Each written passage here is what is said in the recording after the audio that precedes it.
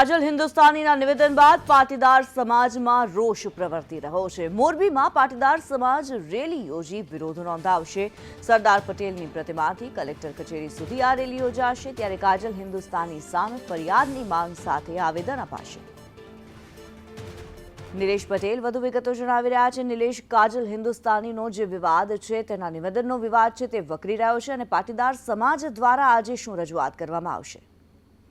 કિનરી, જો જે રીતે કાજલ હિન્દુસ્તાનીએ નિવેદન આપ્યું હતું, મોરબી પાટીદાર સમાજની દીકરીઓને લઈને જે નિવેદન આપ્યું હતું અને તેને લઈને મોરબીના પાટીદાર સમાજમાં જે છે રોષ જોવા મળી રહ્યો છે। આજે મોરબીના નવા બસ સ્ટેન્ડ પાસે સરદાર પટેલની જે પ્રતિમા છે ત્યાં પાટીદાર સમાજ મોટી સંખ્યામાં એકઠો થયો છે, જેમાં વિવિધ એસોસિએશનો અને વિવિધ સંસ્થાઓ પણ જોડાઈ છે અને અત્યારે હાલમાં જે છે રેલી સ્વરૂપે હવે કલેક્ટર કચેરીએ જવાના છે અને ત્યાં આવેદન આપવાના છે। અને પાટીદાર સમાજની જે માંગ છે એવી છે કે કાજલ હિન્દુસ્તાની 48 કલાકમાં માફી માંગે, નહીતર જે છે આ આંદોલન રાજ્ય કક્ષાએ અને વધુ ઉગ્ર બનાવવાની ચીમકી પણ ઉચ્ચારવામાં આવી રહી છે। કિનરી, જી ધન્યવાદ નિલેશ માહિતી માટે।